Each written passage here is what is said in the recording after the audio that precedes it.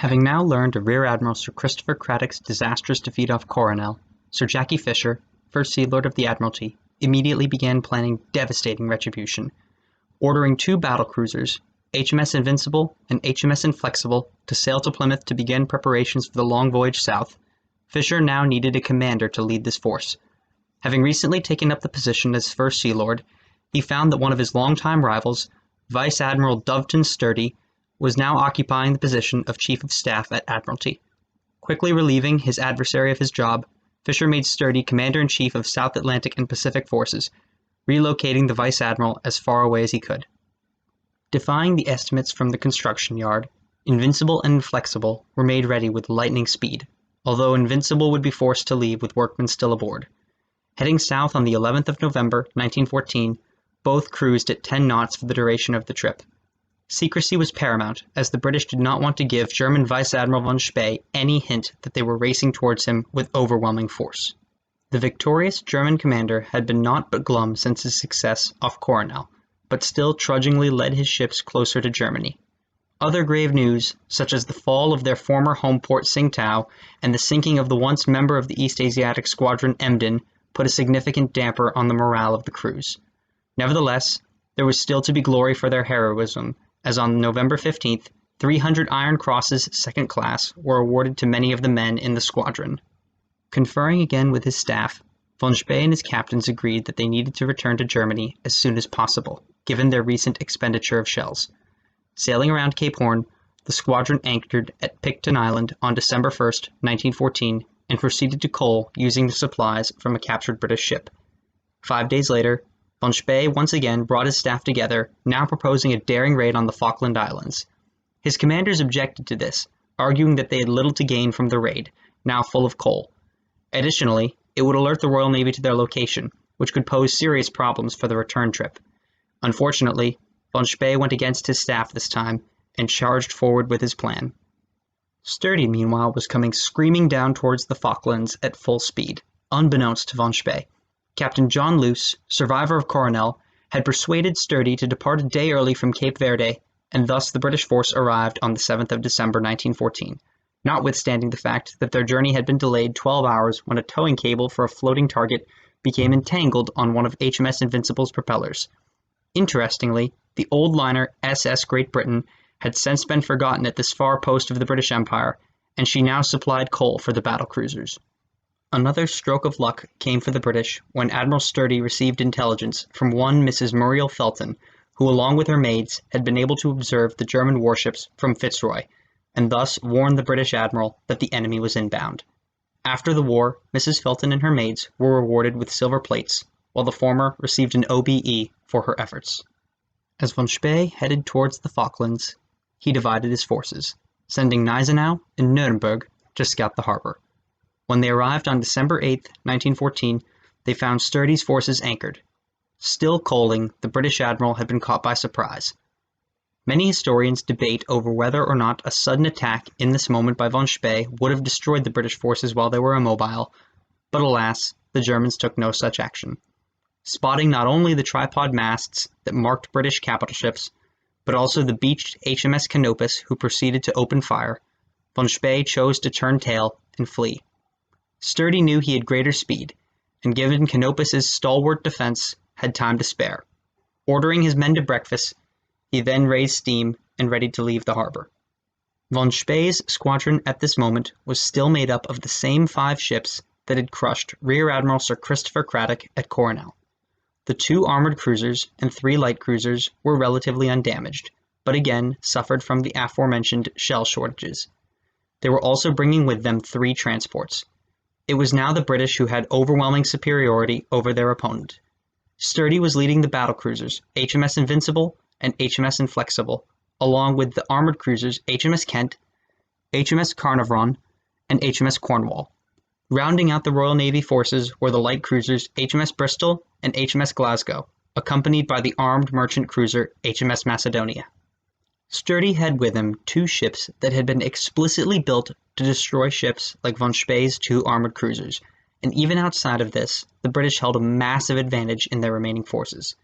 Having chosen to run, von Spee faced a difficult decision. He knew he likely couldn't outrun the British, but he could buy his squadron time.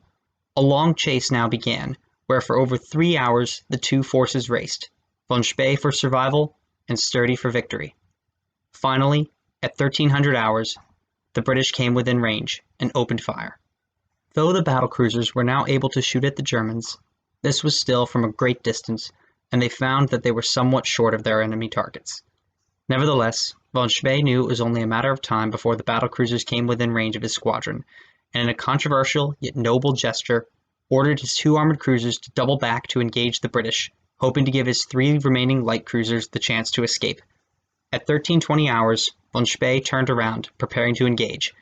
In this early phase of battle, another blessing came for the Germans in the direction of the wind, which was blowing northwest. This obstructed the British spotters, who were flooded with the smoke from the funnels of the battlecruisers. Once again, Scharnhorst and Gneisenau proved their incredible gunnery, with hits scored almost immediately after they opened fire. However, they quickly found that this success did no apparent damage to the British battlecruisers. Von Spee now came about and started to retreat, seeing the fight as hopeless. But Sturdy simply had the speed. 40 minutes after this initial action by von Spee, the British came into accurate firing range. Directing his battlecruisers and Carnarvon to focus on Scharnhorst and Gneisenau, Sturdy dispatched the remainder of his forces to deal with Nuremberg and Leipzig. Now turning broadside, the British hoped to improve what had so far been lackluster gunnery on their part by utilizing their full battery of guns. Von Spee, knowing that there was no escape, gallantly charged at the battlecruisers, but only took more hits as he closed the range. Blasting away, the older armored cruisers were no match for the 12-inch guns of Invincible and Inflexible, who landed hit after hit. By 1604 hours, von Spee's flagship Scharnhorst was badly damaged and had developed a dramatic list. 13 minutes later, she sank with all hands, taking her commander who had led the squadron all the way across the Pacific with her. Gneisenau somehow managed to stay in the fight, bobbing and weaving between the British shells in a desperate attempt to stay alive. She remained intact up until the crew finally ran out of ammunition for the guns at 1715 hours. With no hope remaining, her men allowed the ship to be sunk, finally going under at 1802 hours. Sturdy continued to fire on the enemy ship even as she went down, as her crew defiantly refused to strike their colors. The British admiral even rejected releasing a battlecruiser to go hunt down one of the light cruisers that was escaping, Dresden. This was personal.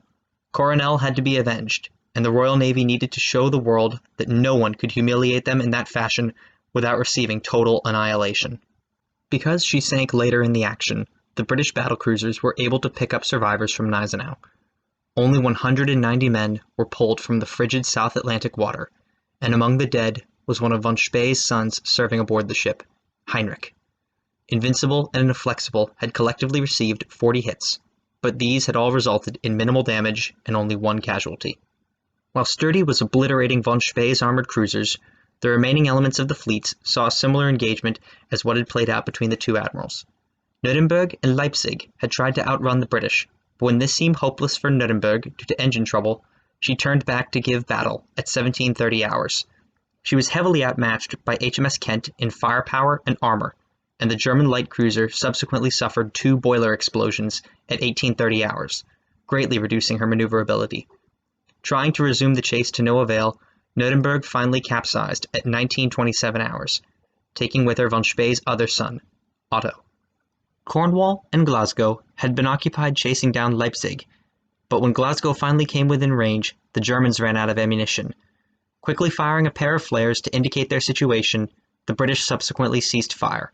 Finally, at 21:23 hours, Leipzig sank, leaving only 18 survivors. The 2 remaining ships, Bristol and Macedonia, had hunted down the German transports, sinking all but one by 1900 hours. Interestingly, the only German transport to escape was named Seydlitz, the same as a German battlecruiser that was then in service. The casualties were as disproportionate for the Germans as they had been for the British at Coronel. 1,817 men were killed in battle, with only 215 survivors. The entirety of the East Asiatic Squadron had been sunk, save the light cruiser Dresden and the transport Seydlitz, who had miraculously escaped. The former managed to survive for 3 more months before finally being cornered by the British, at which point her captain opted to scuttle the ship. And so ended the German East Asiatic Squadron. After having sailed for 4 months across the Pacific, German Vice Admiral von Spee's luck had finally run out. For the British, this victory was revenge for Coronel, and further proved the effectiveness of the battlecruiser against the armored cruiser. While many historians have stated British gunnery was poor at this battle, this has been since able to be explained as a result of the British firing at such a long range for much of the battle and only using their forward turrets for this period, resulting in not being able to put as many shells on the target and thus greatly reducing accuracy. Even more perplexing is von Spee's decision to attack the Falklands with so little to gain, and, further, against the advice of his staff. The Kaiser himself wrote a footnote on the official report of the battle, stating he did not understand what the German admiral had hoped to achieve by attacking the Falklands. While some argue as to whether or not von Spee could have made it home had he chosen not to attack, ultimately, the Royal Navy, with its sheer volume of warships, would have found him sooner or later, and the probability of making a successful return to Germany remains low all the same. Regardless of the many possible what-ifs, von Spee's saga came to a close. He had done to the Royal Navy what no other commander had for over 100 years. Even with his final destruction, there was still an anxious feeling in Britain as their fleet sat in the harbor, awaiting the next German move. Thank you so much for watching. If you have a suggestion for a future video, please leave it in the comments below.